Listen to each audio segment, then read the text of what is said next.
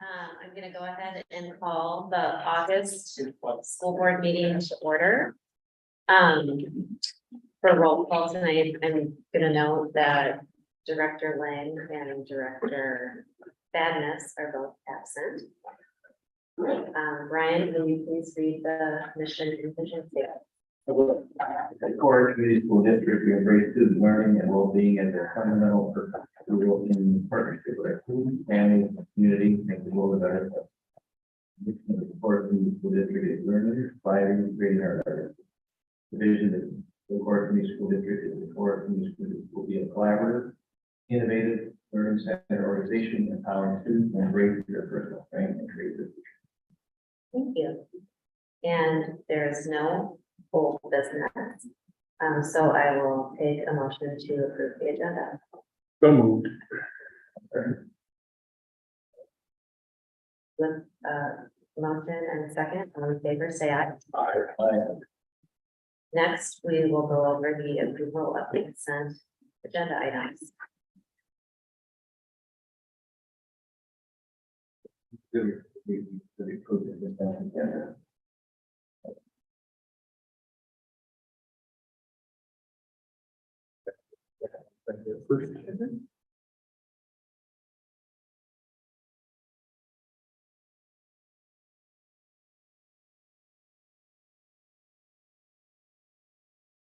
I second that. Okay, with the motion and a second, all in favor, please say aye. Aye. Okay, next is time for an open forum with communication from the public.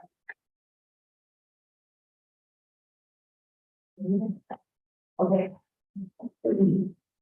I have a letter here from the kindergarten team. I am the DEA representative of John Klein Elementary, and I'd like to read a letter that the kindergarten team has put together. Dear Decorah Community School District Board members, we are reaching out to voice our concerns regarding the large kindergarten classes for this upcoming academic school year. 23 kindergarten students in a room is a lot. We worry about having enough physical space in the room, on the carpet, and even at tables. The educational experience these students will receive will be vastly different than previous years when we were closer to 18 to 20 kids in a class. To make up of 23 students is the makeup of 23 students is very male heavy, which we know can drastically alter the dynamic in comparison to female heavy. To compare kindergarten to first and second grade, we currently have 89 students in 4 sections, and they have 92 to 95 students in 5 sections. The current second graders are now split into 5 sections after going through the same process last year. As you can see, kindergarten has the biggest class sizes at John Klein. It was also brought to our attention that the current 5th graders were 4 sections at Carey Lee, but are now 5 sections as 5th graders in the middle school. Bigger class sizes at the kindergarten level makes it more difficult to connect with each student and provide the necessary instruction to put them on a path of success. Many students enter kindergarten TK with preschool experience, and some it's their first social school experience. Some enter with undefined needs where it can take months to collect the data to determine what supports are needed for student success, while others come in reading. The wide range of needs, both social and academic, is vast and never the same from year to year. Our time for cohesive small group literacy instruction is already stretched thin. Having a small group in the afternoon to reinforce a phonics concept learned first thing in the morning is not as beneficial as directly after. Therefore, adding another small group will only create less time to meet the students who find more success in small groups and require multiple exposures to practice skills taught. Social emotional learning is a huge part of kindergarten and transitional kindergarten. Kindergarten sets the foundation not only in the rest of their academic careers, but life in general. Being able to talk through problems and apply concepts learned is the second step with an adult as they arise. It's a key part of a student's ability to work through social issues. Our goal is for students to solve these problems independently while remaining emotionally regulated. With more students in a class, we will see a negative impact in how quickly, efficiently, and purposefully teachers can facilitate these learning moments. Moving forward and looking ahead, we urge you to reconsider and expand that to 5 sections of kindergarten. This would prevent future large kindergarten classes with less one-on-one experiences. Kindergarten students are the youngest and deserve a learning experience that is able to meet their developmental needs. This would be in the best interest of all students and mimic similar class expansions of other grade levels at the elementary level. The TK team plans to continue to advocate for our students themselves to gain smaller class sizes. Thank you for your time and consideration. Respectfully, Carmen Johnson, Joyce Richard, Krista Smith, Marcy Dodd, Clarissa Ike, and Janet Falk.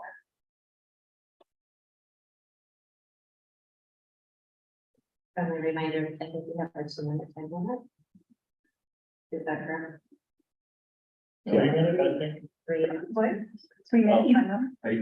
Even if we don't. You can't. Right. No, it's 3 minutes at the bottom of the Oh, agenda. Thank you. Yeah. Thank you. I couldn't hear you. Yes, I forgot. Are there any other public comments? Hi, Shannon Pennington, I'm the facilitator of early childhood as well as social emotional behavioral health. I do just want to stand up to advocate along with my colleagues here for our youngest learners here at elementary school. I think back to the superintendent interview. It was actually a different interview, not Dr. Cronin's, but there's a superintendent category, candidate we were doing interviews. And he went on and on about the high school, which is amazing, don't get me wrong, but how wonderful our high school is and all the great things it does. And I will never forget when the high school teachers actually stood up and said, "You're right, our high school is amazing, but it builds on the foundation of these people. These people work their butts off every single day. The kids that come to their classrooms, many of those students do not have previous experiences, have mental health challenges. These are the students who miss key parts of their childhood due to COVID and other factors. And we are seeing more challenges here in Decorah, but also across the state than we ever have before. So one of the things that talked about was with the foundation. And I think when we think about independence, we all know that a kindergartner is less independent than a second grader or a fifth grader. But I do think it's really important to keep into consideration those additional needs. When they come into our school district, a lot of the kids come from other buildings. They come from sometimes other school districts, sometimes having no experience whatsoever. So we have no idea what we're going to get or what supports are going to need to be put in place. So we have a lot of major behaviors, and it can take months to get the supports they need, whether it's one-on-one support, whether it's small group instruction. And typically by the time they get to second grade or fifth grade or hopefully high school, those supports are in place. But these people are building that foundation. So I do encourage and advocate also for the 5 sections in the best interest of our students and families to build that strong foundation so that we can continue to be the amazing school district that we are. But it starts here.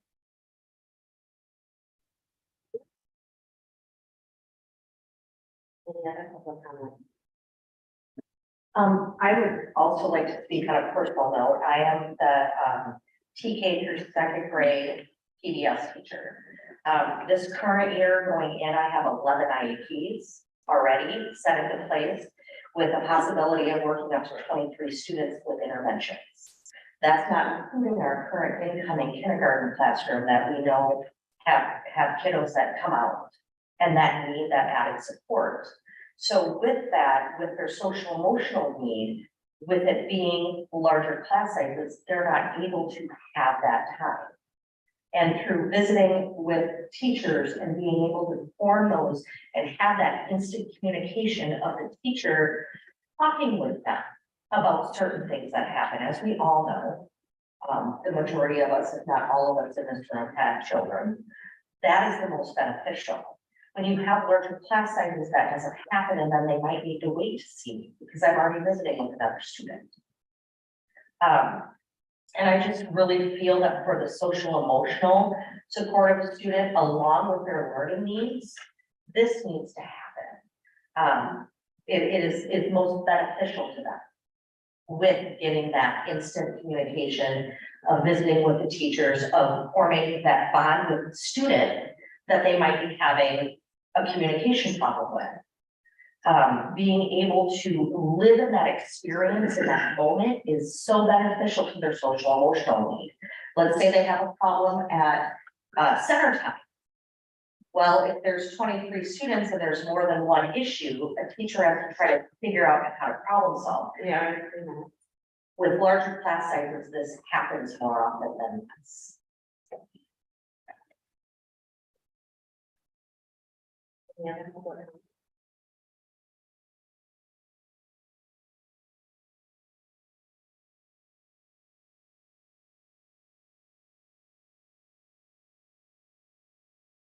Okay, the next item is presentation. However, there is no presentation in August, so we'll move on to new business. And the first item of new business is approval of the 2023-24 NICC concurrent enrollment contract.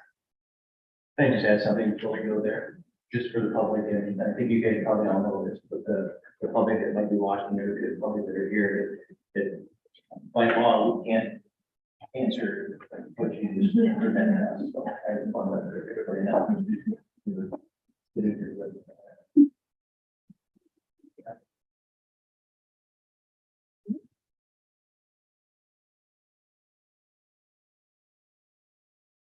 So the agenda item of the contract is the basic agreement with NICC for concurrent enrollment for the upcoming year.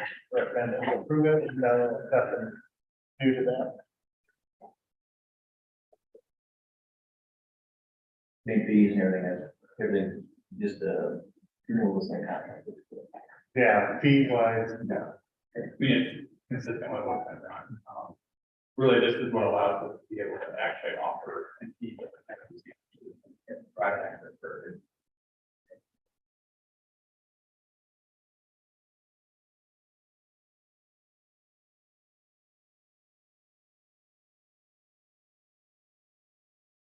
We've been through this, recommend that we go ahead and proceed with it. Yeah. Based on that recommendation, I move that we approve the NICC agreement with Decorah for the 2023-2024 school year as presented. Okay, I have a motion and a second. Any further discussion? All in favor, say aye. Aye. Okay, next on the agenda is approval of contract with Crossroads. so the Clinicare Crossroads contract, we looked at it last month and I kind of indicated there might be some changes. There are just some small tweaks with what they charge per day. We're gonna work on some wording in 7A on how we charge. There's kind of I would say Crossroads and our community school district maybe agree that it's vague wording on how we bill for portion students, so we're gonna work on that language, but we agree to everything else, and honestly, the billing for the part day might go back to the home district, it might be part of our 20B with those school districts, so. Based on all that and good discussions with folks at Crossroads, and so that we can have an agreement in place, I recommend we approve this, and if we're doing amendments, we'll do those coming up, but this is very close to what we've had in the past, which is updating the numbers and it's worked. So I will recommend that we approve this agreement. Based on that recommendation, I make a motion to approve the agreement as presented.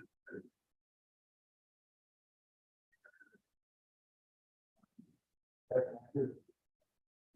think you do a second.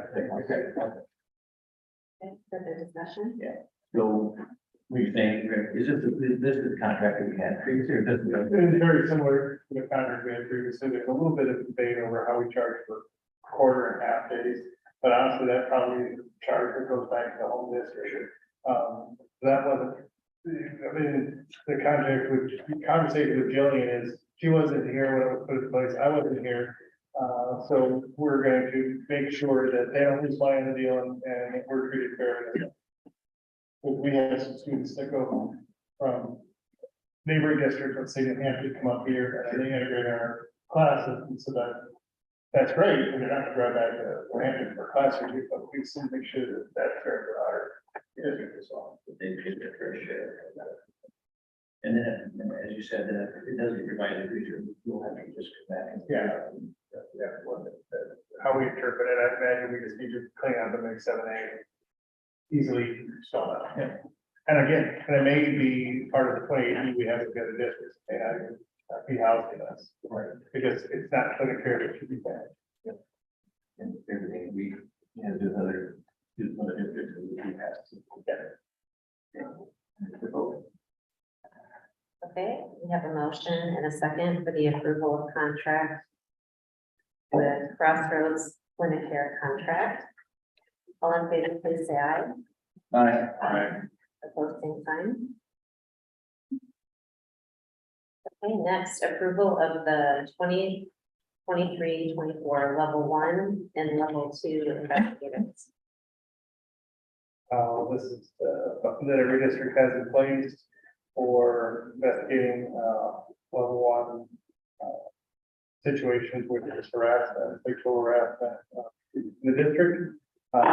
We assign it, part of what makes it difficult is you don't know if you're talking to a student, they don't come in and say, I have a level 1 complaint, they just come in and say they have an issue or complaint. Whenever possible, we try to have it match the student comfort level for gender, so we've got some males and females there. And we're saying that the district administration will all be trained in level 1, the ability to do those investigations. And that level 2 will be training investigations, will be done by the Decorah Police Department. Which is a nice way to do it. Whether or not it's pretty standard, I think that's the way it's done.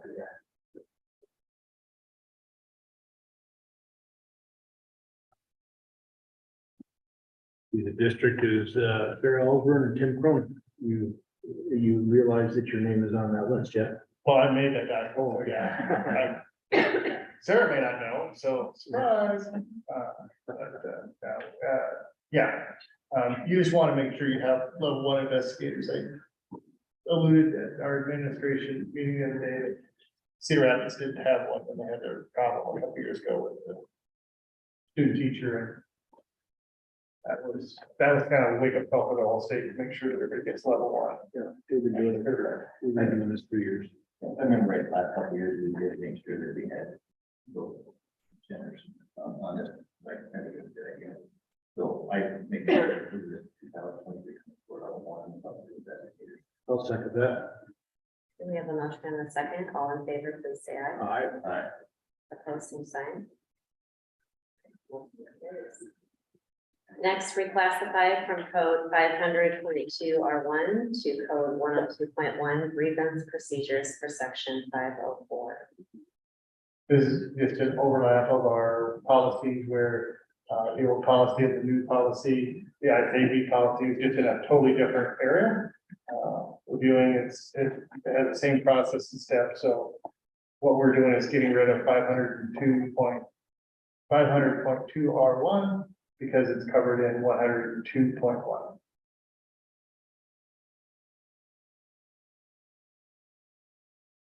So I would recommend that you approve this. Then does this have to do with the new policies handed down by the state? No, that's coming up. That's that'll be that's, I think, item 8, actually, yeah. This is just simply an overlapping of policies, and we don't need the same thing in 2 different spots. Given that we don't need 2 different policies in the same, or the same policy in 2 different spots, I make the motion that we approve item D as presented. Okay, motion and a second. Any further discussion? All in favor, please say aye. Aye. Aye. Opposed, same sign. Okay, next, first reading and revision of recommended ISAB updates. Yeah, so, this is, I'm sure what you heard about in the news, John, the legislature had a bunch of different laws and requirements, and so this represents ISAB's interpretation of what those look like in board policy. The easy way to read this is anything that is green at the bottom is, or green in the body, this is kind of a new portion, where ISAB added. A couple are brand new policies. But as a quick, I'll try to do a quick summary. Anti-bullying and harassment, there's new reporting procedures that the state put in.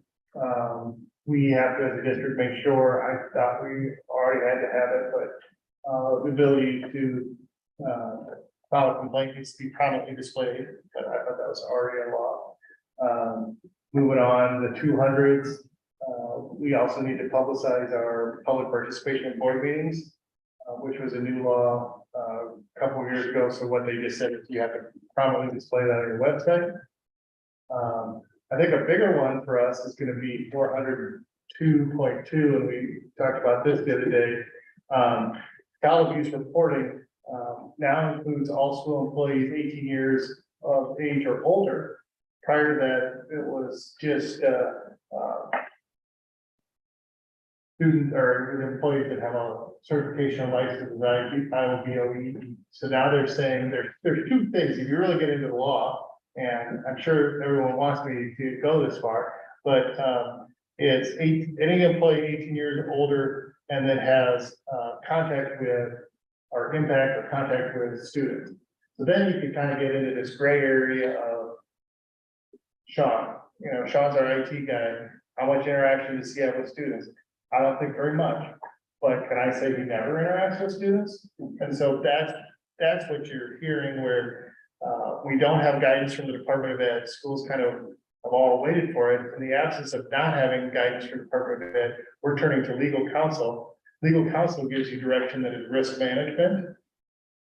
Perhaps Mr. Petersburg can appreciate that, and they're going to maybe give you a more conservative approach. So when I ask Carrie Weber, I say, interpret this for me. You know, I'm hearing that ISFLC and ISAB is recommending that we get all employees 18 years or older trained, whether they're teachers, paras, those folks would have in the past. I can see how teachers, but cooks, bus drivers, and IT, central office staff. And so the conservative risk management approach is you just do all your employees over 18 years. So that's what I'm recommending. We talked about this with admin and notifying staff, but wanted to make sure the board knew that was where I was headed with the recommendation. How is the training done? It's an online training. I hesitate to say how long it takes. Steve, you're doing 2 hours or 2 minutes? 2 hours. 2 hours. I'm two trainings, yeah, I'm in the middle of one right now. Okay, and that's a good point, right? That's a good point. Steve, good point. It is 2 trainings. I do forget that you have to do the child abuse and then the dependent care training. And dependent care is like, it fits maybe our special ed students that would be here that are over the age of 18, but still in dependent care. So, but I can see, again, from a risk management perspective, I don't feel good about saying, oh, we can exclude food service or bus drivers, because I think those people have contact with children, but I also can see those people going, wow, you're overreacting to a law. So, but based on also confirming with legal counsel, that's gonna be my recommendation. This is the first reading, but we won't wait for a second reading. We'll put this in place now. So this is, I guess, gladly have a discussion with the board if they want to know about that. Or I could keep going with the other ones, because there are other ones too. But I'd say that one, because that's something that we would put into place sooner than later. Legislation that was put out there that's what us, you guys, and you guys had to interpret it and make sure that we cover your details. Yeah, and I think that there's like the nickname is coming up, and I just feel like school districts are interpreting it, and then the people who wrote the laws are like, well, that's not what we meant. And it's like, well, when you said that the Department of Ed would provide guidance and then they didn't, this is what we're left with. Because we don't want to assume anything, and nicknames is probably the next best example, the best example of that. So, but yeah, we just had a session with the AA and the superintendents on Friday, and not that miserless company, but folks were not happy about this and kind of like still trying to interpret it. So I was like, I don't want to wait any longer because it's, I think, late in the year to be doing it anyway. But so now the boost recording for everyone over the age of 18. There's a, I don't want to say a small one, easier one to manage. Again, not even easier one to manage, but professional development. We have to provide for staff how professional development fits Iowa code and or board policy. That's a new law. I think the student disclosure of identity. We schools have to get permission now for a child to. We can't hide the fact that a child wants to have a different identity. I know. I always felt like schools I've been in, we've always had that conversation with the child saying, listen, I know you want this, and maybe you don't want your parents to know, but your parents will find out, so. And I know I've worked in smaller districts, but we've always kind of had that discussion, but, there's a belief that maybe, I assume this law was written so that parents weren't surprised if their child had a different identity. Moving ahead, any kind of survey that we do, and this will be another part, there'll be a couple things that we'll blast out to parents at the secondary registration. And one of them will be, hey, these are the surveys that we anticipate giving this year that might ask anything on this list. And so we have to have parental permission to do, and we're looking at the lines of like the My Savers, I'm trying to think what we call it, the Iowa Youth Survey, is that the name? So we're gonna have to get permission to do all of those. Slight thing on graduation requirements, I don't need to slide on. Then there's some medication changes.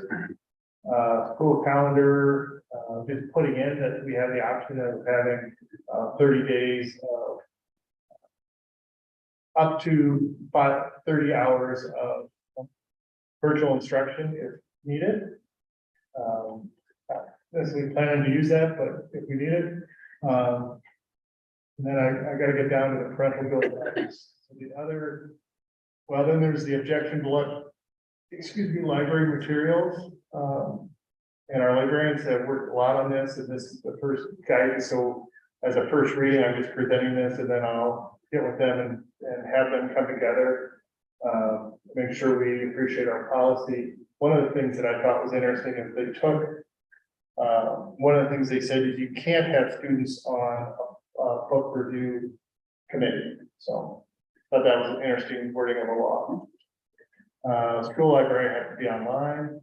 That will probably come along. I should say as a caveat, the school library stuff doesn't go into effect until January 1st of 2024. So there's a little bit of, well, we'll get this out there, but that's not as big a rush. I know you've probably heard that at least 2 school districts in the Des Moines area have created lists of books that they have banned.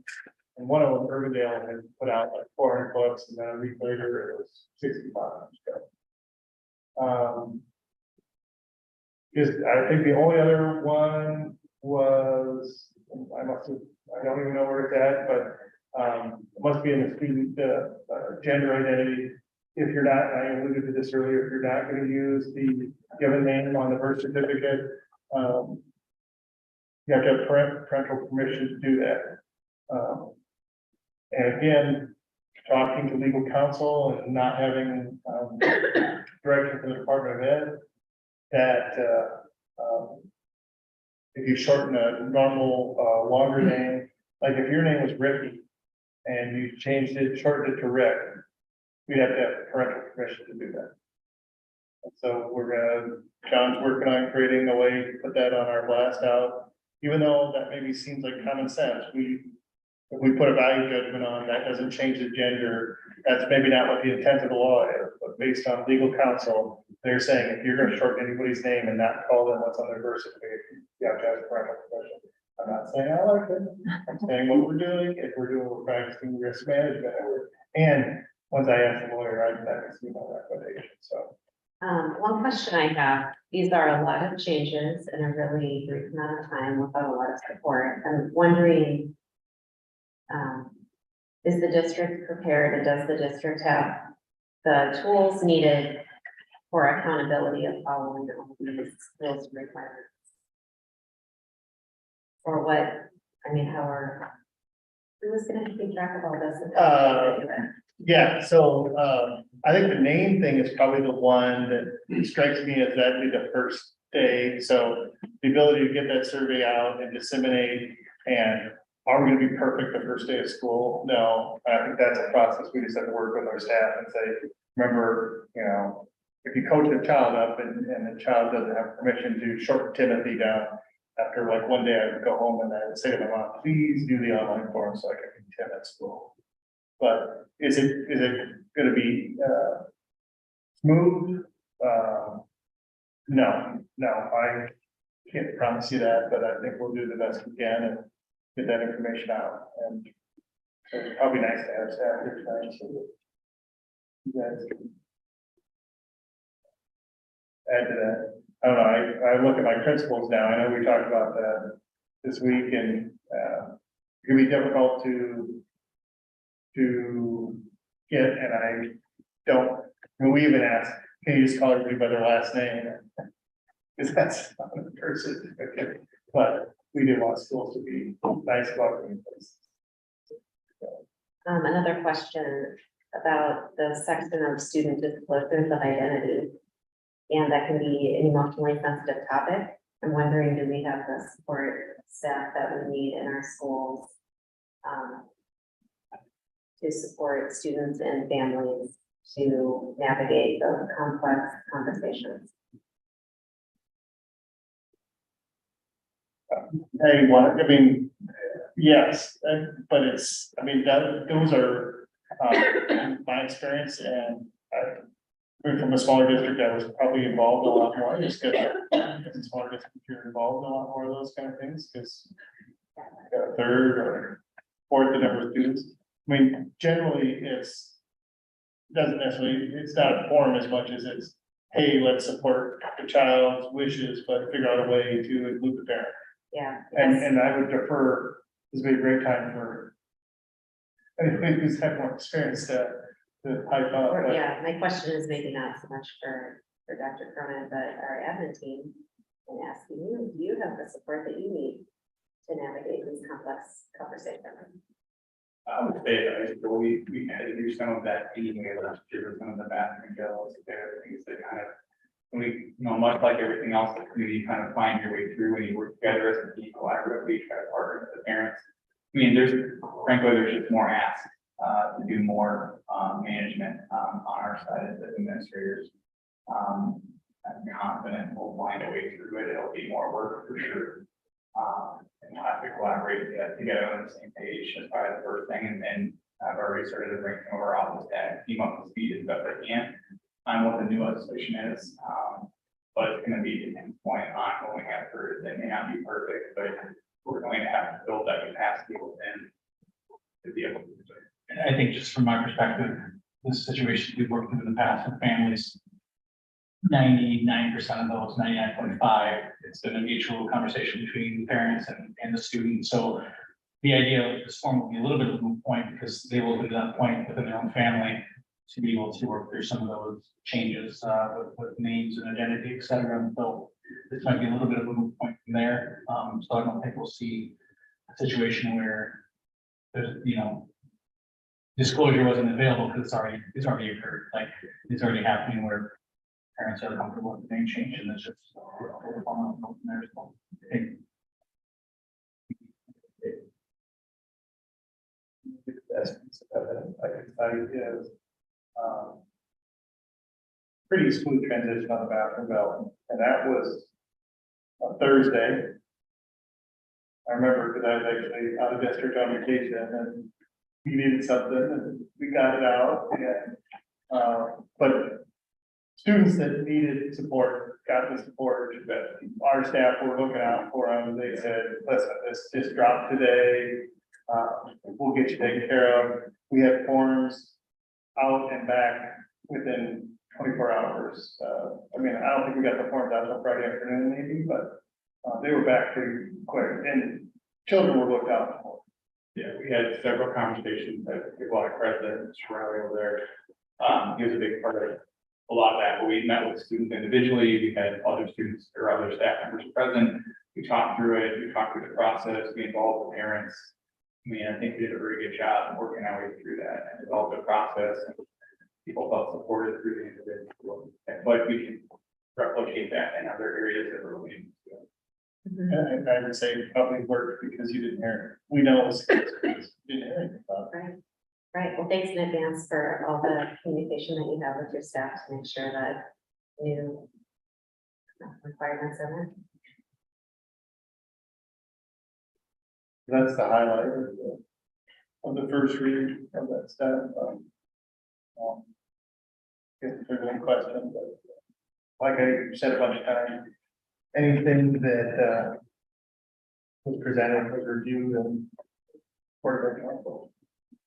So do we need a vote for a formal? If you're, I mean, are you tuning in your role district, you're using your, I mean, have to use. Yeah. It's 57 pages and a lot of work that's not, there's a lot going on, I know a lot of work. and things.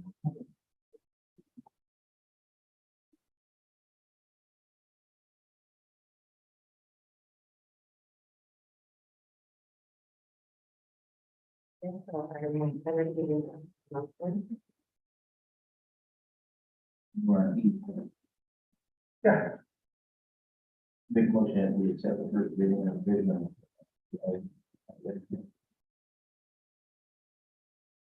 I can second that. Any further discussion? In favor, please say aye. Aye. Opposed, say the sign. Motion carries. Next is to discuss and review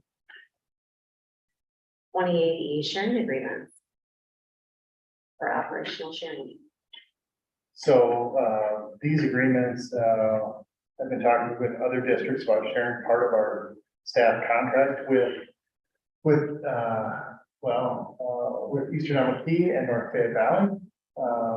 They represent, when we say 20%, that's 1 day a week. I can talk a little bit more about what that looks like.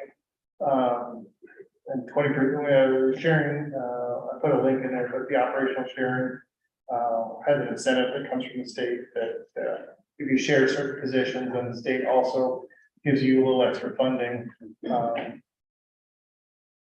don't know why, but you don't want to argue with it. So in this, so it ends up, the two positions that I outlined and thought we could have a discussion about is for sharing a special ed director on our enrollment. The state would then create sharing part of the special ed director. Our state would generates 2 students, or about $15,000 in sharing dollars, and for transportation director it would be generate 4 students, about $30,000. I've just started to, we've talked with North Fayette, they'd be interested in sharing Jim Samuelson's services as transportation director. I present that because I don't know if it's ready for a vote tonight, but it's a discussion point. You can ask me questions, just kind of as a general reminder to the board, we can't talk about anybody's specific performance, or job performance. We can just talk about the position and what duties it might look like. Then, the other much more unique and much more intricate sharing opportunity is a special ed director. Eastern Alabama was interested in having I guess buying part of a special ed director to focus in on their Key Connect program. So we just had a special ed director, it's Sarah, but we didn't. I didn't have a conversation with Sarah about it because we already added, the clinic care, crossroads program in her place. But I had talked a little bit with Shanna, Putnam Dibble, who's in attendance today. And one of the things Shanna had said was, she had her administrative license and she's looking for new opportunities. So kind of pieced together, a plan, worked with Shanna and Rick and Dana, where, our proposal is, currently Shanna's TLC, teacher leadership compensation. I looked at your title. EDC, SD, SEBH, and community partnership. Is what Shanna's title is. She does a lot of things for the district. So embedded in this recommendation is Shanna's currently on a 100% teacher contract, and then having it be reissue her a 70% teacher contract and 30% administrative contract, with 20% of the administrator duties being to be the special ed director for Eastern Amaki, and then having 10% be the lead facilitator administrator for the West Side program. This is going to require some shifting of duties. Shanna does a lot for us, and one of the things is just making sure Shanna understands that you can't do everything and do all this other stuff. From the Eastern Amaki, we met with Eastern Amaki. They were excited. I would say, maybe I could let Shanna talk too. It's looking, Eastern Amaki wants Shanna, a big thing is to look at their IEPs for their Key Connect program, make sure their students are compliant. The Key Connect program is their therapeutic type high school. So there is a match there because Shanna wrote our therapeutic grant classroom, but I think it's fair to say that Shanna's strength is maybe with people, interacting with people, and not as much interacting with a computer. But we also talked about administrative opportunities, giving Shanna opportunity to grow. And you know, even with all that stuff, especially since we can charge 20% of the increase for Shanna to Eastern Amaki, it saves the district just money in general. And then when operational sharing comes in, then it increases the savings. So it's not perfect, everything fits together, but there's a lot of pieces that through the conversations it was worth pursuing. And since Shanna's here, I would ask if it's all right if Shanna just talks a little bit about how she uses it. Yes, I would love to hear more about it. As I've been explaining from, a personal level, I have shared with Dana and Dr. Cronin for a while now, I did get my admin degree several years back. I've been in the same position where we think 9 or 10 years, Dana, when we end up somewhere. So personally, I am ready to continue to learn and grow as a professional and hopefully to bring back more to the district and do more for kids, our staff and our families as well. I Connect with Lansing provides a very unique opportunity. I do view collaboration as one of the most important things that our school districts do, and this is an opportunity to collaborate with not only, to be possibly a little bit of money, but to collaborate with another district. They were on the first round of the state that received that therapeutic classroom grant, so we received it in year 2, and they were actually one of the models that myself and Beth and a group of people went to observe. So I think it's a really interesting opportunity for our district to go and work there and hopefully bring back some of that knowledge, some of that collaboration, whether it's just our therapeutic classrooms here at John Ryan Fairleigh, or someday the district would be interested in expanding that. There are a lot of really great leaders out there that can support some of our students at this point, are going to Crossroads, are going to other places. So that could be something in the future, but regardless, it's really that benefit our therapeutic classroom now. And they do have K-12 there. So they have the younger students as well as the older. So I do think it's a great opportunity to bring information back to the district. As far as the West Side admin, I've worked very closely with Greg and with Dana for a long time, supporting those admin duties for the last 9 years. Now that we are back to 3 buildings, that's a lot to ask of an admin to be visible and communicate and have that follow through. And as I alluded to with all of these amazing people, Early childhood is essential for what we do. They say that the first 5 years are the most important, that's the most learning, the most growth occurs. So I do believe that it's, especially since we will not have an admin assistant over there, it really will be those 2 classrooms that we do have an admin who is able to help support. And therefore that will make our other admin more able to be visible and communicate in some of the other buildings, because 3 buildings is a lot to cover. So I think there's certainly going to be some challenges along the way, but I think there's a lot of wins. And as we talked about the 1-year agreement, and so seeing, you know, what happens and it all comes up there. That's a really good ending point. So anytime you do a sharing agreement, it's a 1-year deal, and it's gotta work for, you know, the Decorah School District, it's gotta work for Eastern Key School District, and it's gotta work for Shannon Putnam Dibble. And there's gotta be a little give and take there, but if it doesn't work for all 3 of those, then that's, you know, see sharing agreements, end. And so I came from 2 districts where we had lots of sharing agreements, and some of them worked super well, and some of them were 1 or 2 year deals, but it doesn't do any good to bring this here and have Shannon say, I'm not very excited about it. So it always helps if the individual being shared is ready to do it. Whatever we give up, the ability that you have, where we get work, that I'm over there, engage it, and work out for that, where some of your. Yeah, and then we're working through it. There is some flexibility as well. So it's not like it has to be 1 day every week. I met with the director. She was hoping for at least twice a month that it would be in person. And with the IT needs and things like that, a lot of us could potentially be from Zoom, via Zoom, from the west side or wherever I am. The roles and responsibilities will be hard because I do not like to give things up, but I'm going to try really, really hard to do that. But I am hoping that we can find a happy balance. We also have, you know, a really strong nutritional coaching team, and so working together to cover some of those needs and, and mix some things up a bit. I think. But you would give up some duties. I would sure consider it. No, I would give up some duties. And by giving them duties, they give them something else, we have to be getting things in application. We're not. I think some of those duties as well, like I just still need to take the lead on them, but some of those other things, that people could potentially help with or assist with, kind of working through that. So it may not be that I take them up completely, but still kind of lead those things that I've done, you know, for 9 years, we've kind of built up to continue to do them.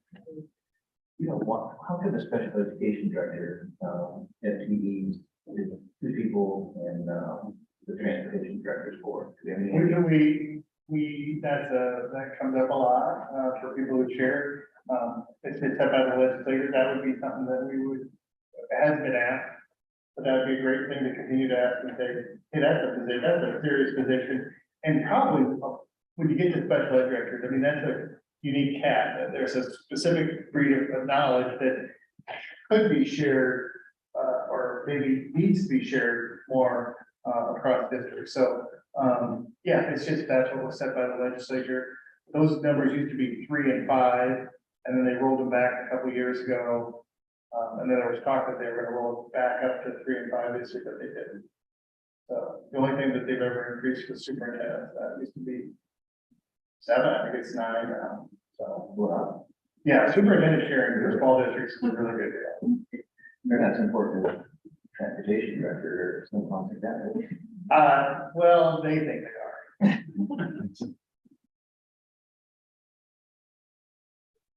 Well, this seems really like an exciting opportunity for professional development for our staff members, and I'm excited to hear that it's a hybrid model, that it's not going to be every week travel, but there's going to be some remote support. Yeah, I guess I don't have any, I'm trying to think of the concerns or disadvantages of this, but I think the benefits far outweigh. The superintendent who, eats and breathes that, follow the recommendations. People that are involved, they want to do this type of thing and it feels like it's beneficial. You should move forward with it, but, you know, as long as we feel that the individuals are able to juggle that many balls in the air.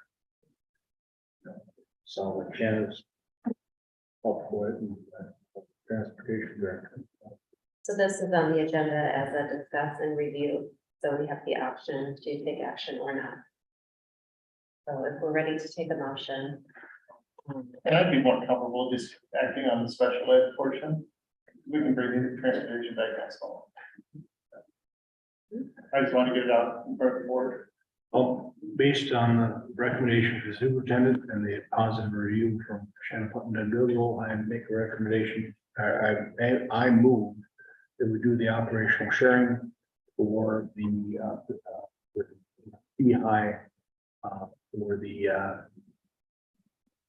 special ed director. Did I say that well enough? Yeah, you did a good job. Okay. I was kind of piecing together several different lines here.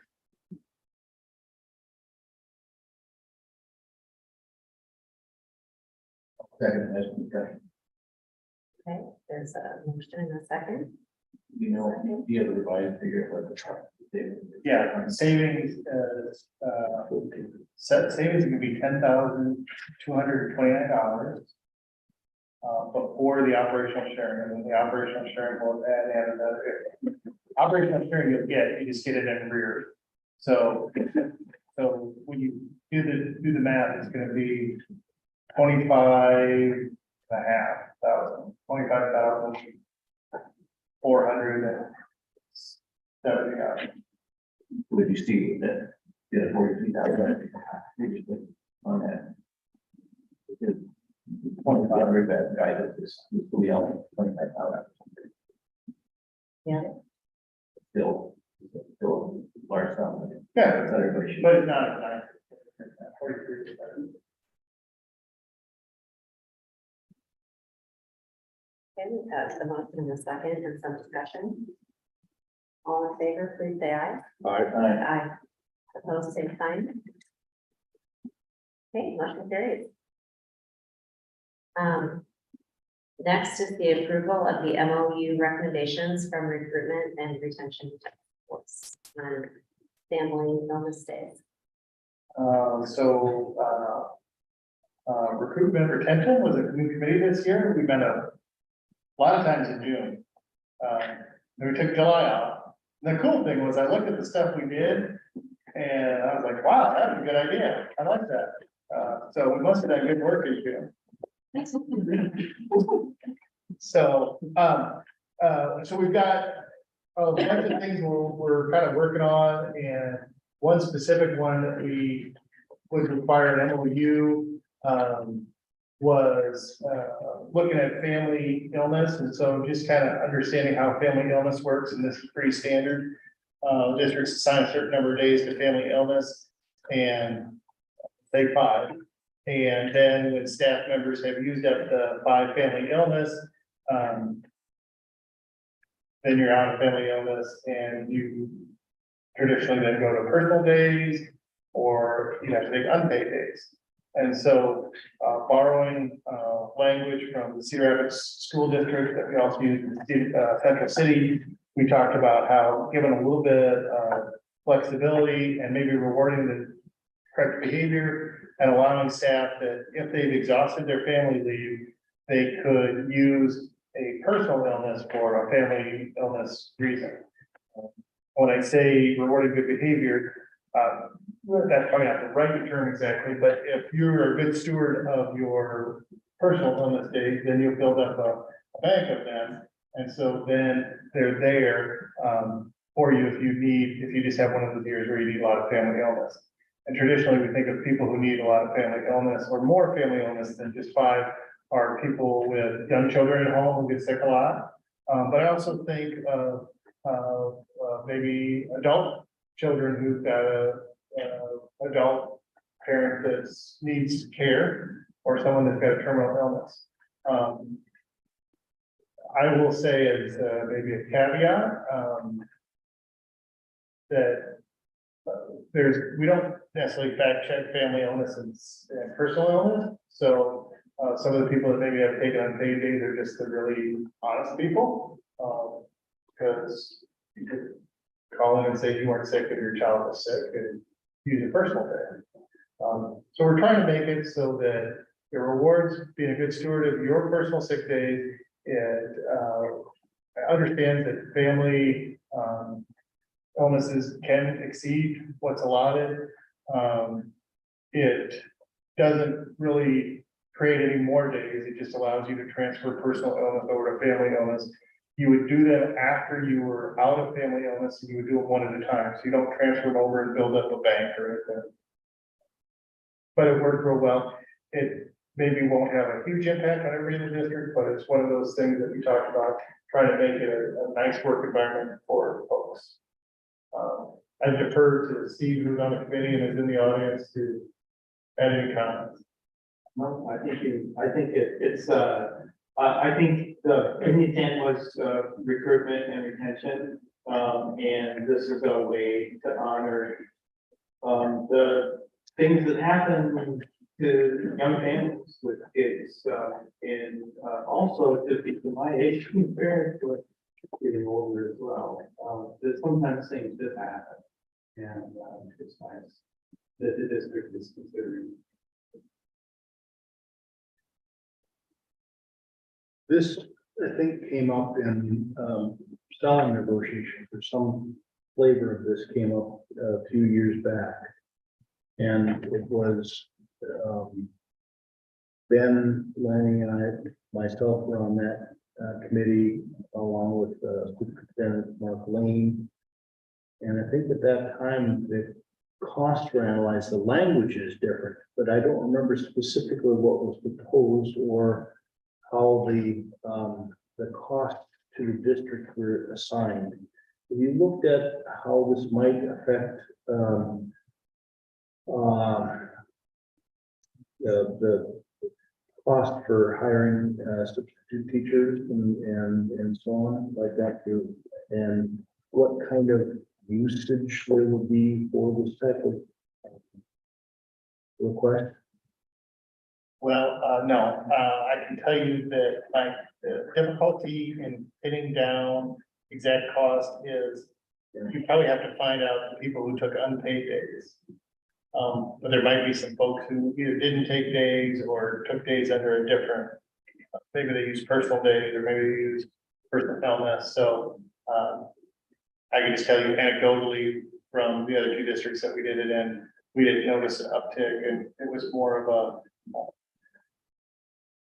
it would think, well, I've already gotten a call this year from a principal said I've got a staff member who's already ready to start scheduling their unpaid days because they know that there's a parent with an illness and it's gonna be a tough year, and so, I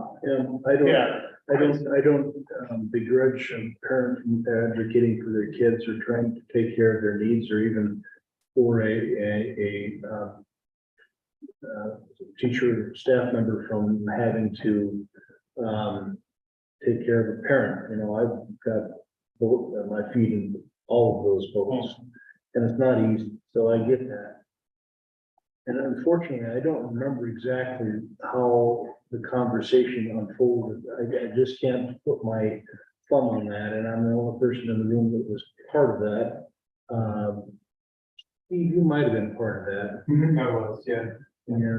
Yeah, I think with this particular part of it, the word came back that there had been nobody who had taken unpaid days as a result of running out of the family illness days.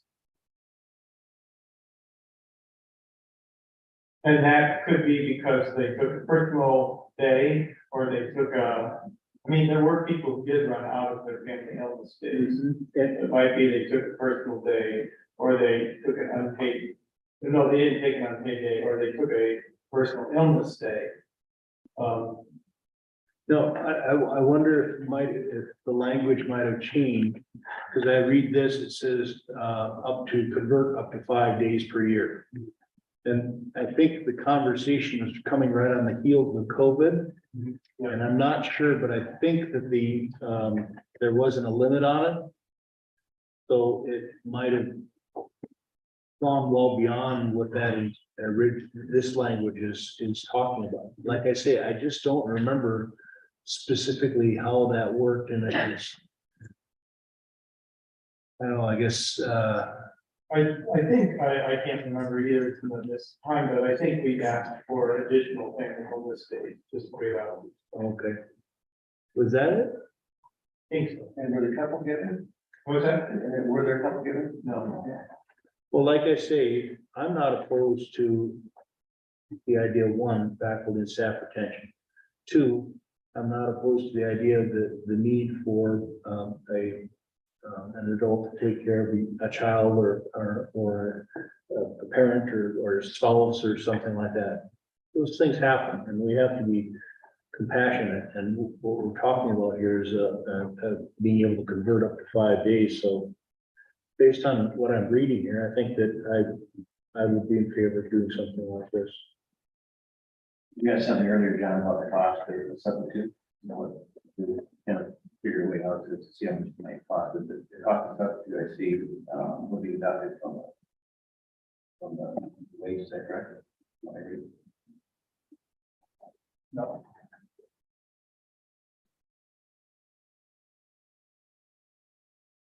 Employee may request in writing additional day of family issue, illness leave with the cost of substitute deducted.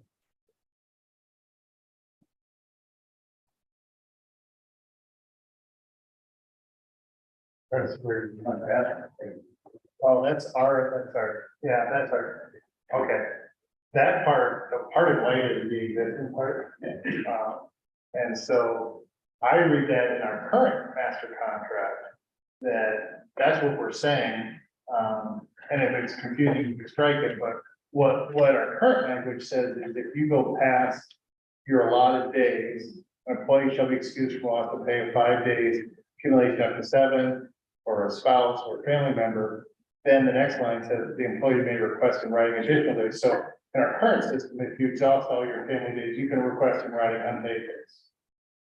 And then you pay for then I guess, I don't know if we've ever charged for the substitute. Okay, wow. Yeah. So that's the current language. So what we're saying is before you got to the end of 5, you could then go borrow 5 more. Before you activated the next line.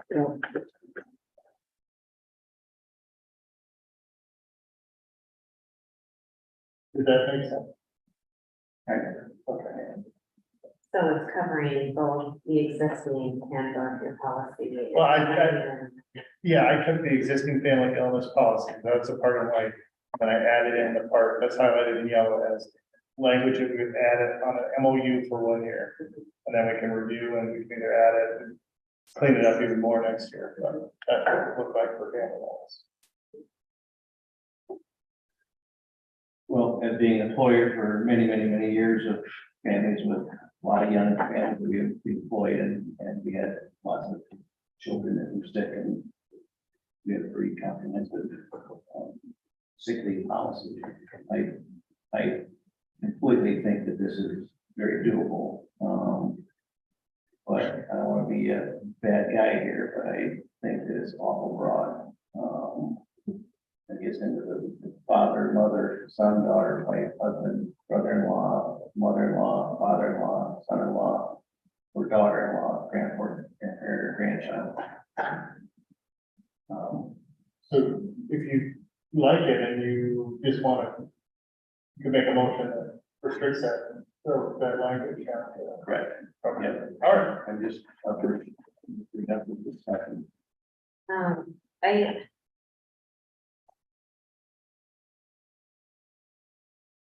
I think that during a time when teachers need to feel supported, this is a way that we can support teachers in a way that is doable. And I think I'm willing to take that risk of the way that it's written for 1 year.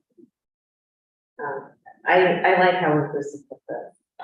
And every family is different, and roles and responsibilities in families are different. And I feel like this is very supportive, and it's something that I personally would feel comfortable taking the risk for 1 year. To support our staff, as much as possible. Really want to retain as many teachers as we possibly can, and I want as many good teachers to come to our district as possibly we can possibly get to, so, completely get that. As an employer, I've been around for some of these situations that have gotten a little out of hand, and but I literally think that we surely should adopt something, and I surely think that, for sons, daughters, wives, and husbands, that this is something that very good, and if somebody has a sick child at home, I think it's great that they can spend more time with them.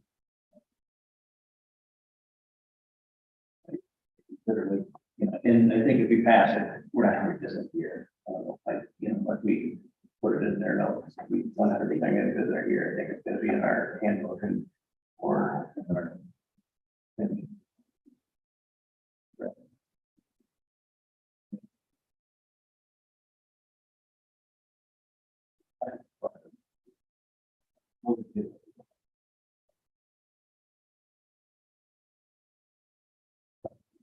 Probably might have to.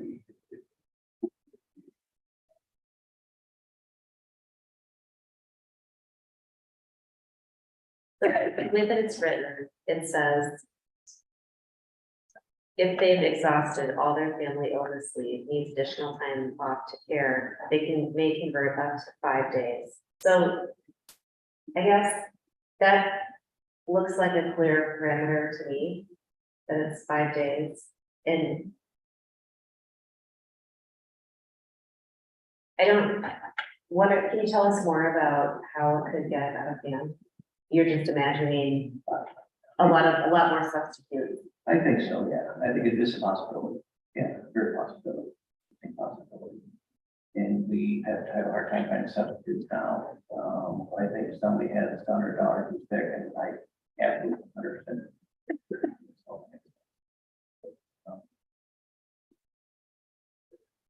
Doesn't have to be a terminal illness for a daughter-in-law or son-in-law.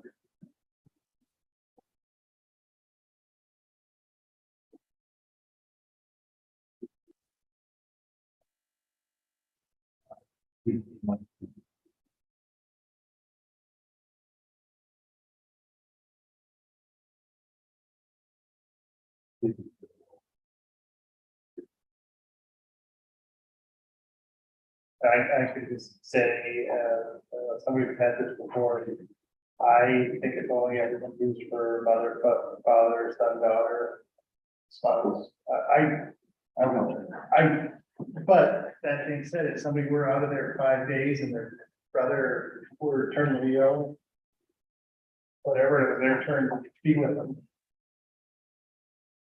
Like, I just don't ever remember it. I appreciate what you're saying, that it's broad. Yes, the fact that it's 5 days, I take the tape. I'm revisiting this one line. The fact that it's 5 days, it's not like a 30-day thing, so we take a lot more. I had a situation for 30 days, and it was very unfortunate, and it probably shouldn't have been used, but I shouldn't use that for example in that timeline, but you know what? It's 5 days, I don't know. I'm good with it because I think our faculty staff have pretty good work ethics. And I don't think they're gonna be dodging work and looking at the application, they just go sit in front of the clinic, waiting room while their daughter-in-law has some sort of procedure. So if they need to do it, they'll probably will.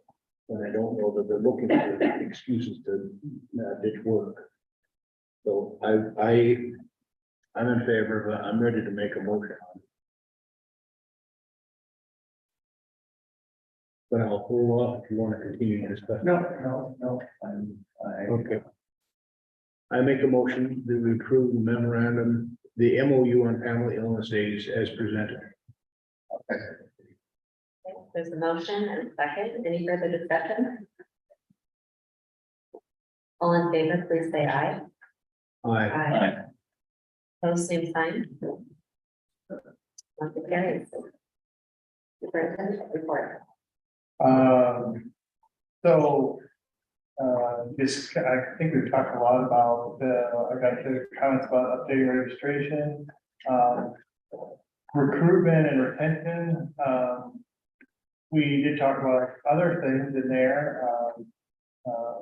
In the past, we talked about compensating our new teacher learning days for our teacher quality funds. That's something that, we, haven't done and felt strongly about doing. And then, also a change, having a shuttle bus for staff who have children now at West Side, the statewide voluntary preschool children that used to be down the hall.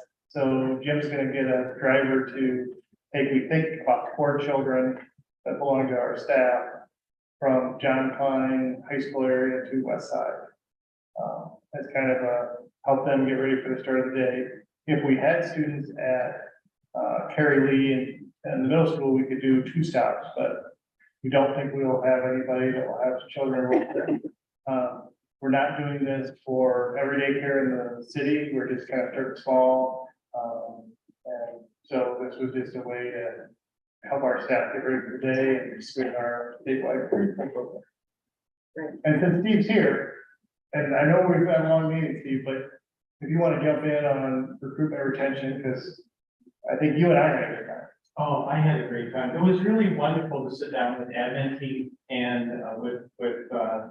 Cronin and other, Liz Fox was there, Matt Temple was there. And just have a chance to talk about how we can attract teachers to Decorah and how we can keep them.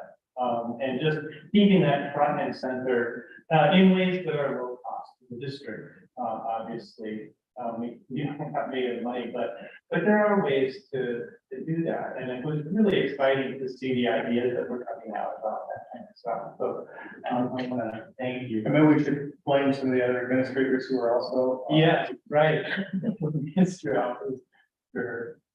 Howard and Mr. Hurst sat in with us. yeah. And it was a nice discussion of not just one way of, hey, we need this, we need this, we need this. There were times where, as administrators, and we talked about cleaning up the unpaid leave policy would help us immensely, and that's work that will continue. So, so I appreciate the fact that people gave up time out of their summer and worked on that, and we're working on solutions that aren't just like, it's not just, hey, I'm gonna complain about these 5 things. We probably need to remind people that don't just go to the recruitment retention and they'll solve all your problems. Because sometimes they didn't, or they looked at what's best for the district.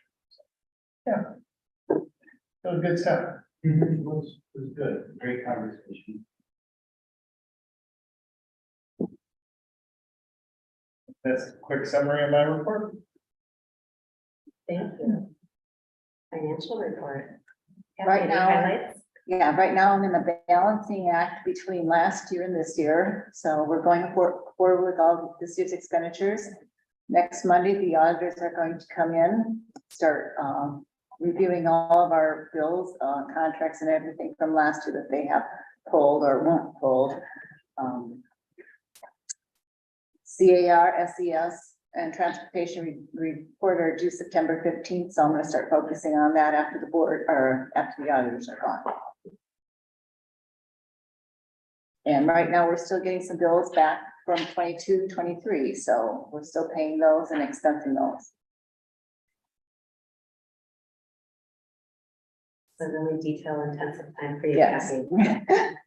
We're cheering for you. Thank you. Busy time. Yes. We've reached the end of our agenda.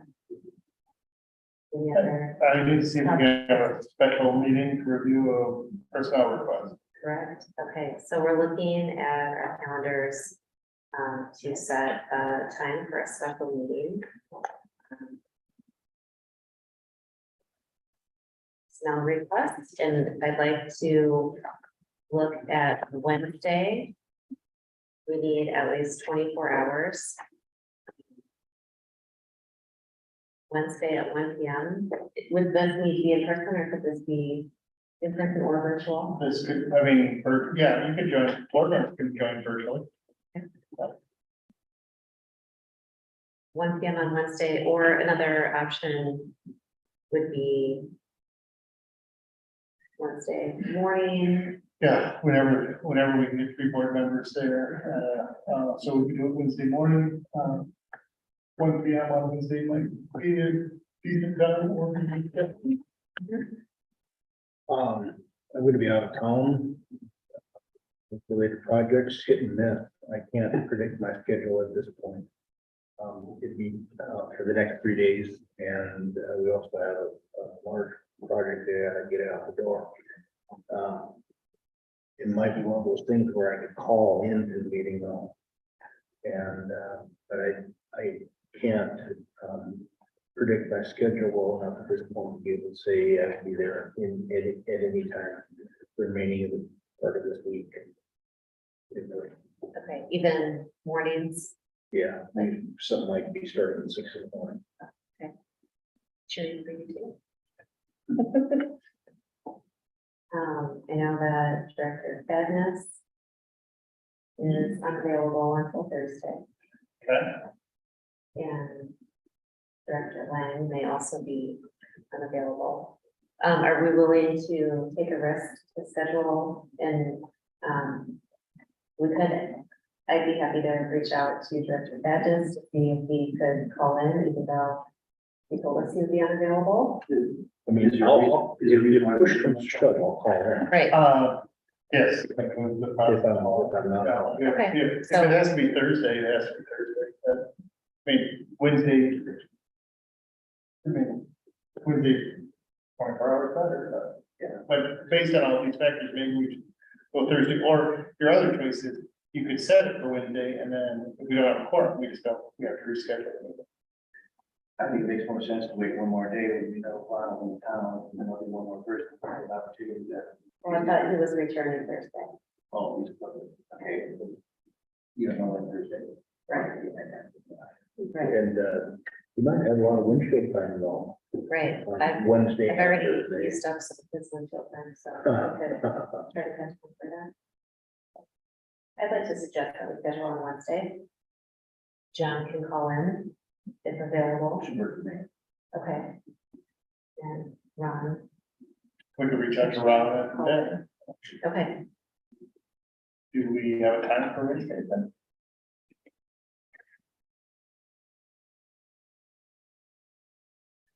Noon work better for you, John, in case you have to call in. You know, everyone's got to eat. I'll just have to step away from the drill rig for a while. And yeah, probably lunch, excuse me, lunch hour meeting probably works pretty well. does 1 p.m. count as lunch? Yeah, we could try 1 p.m. on Wednesday. 1 p.m.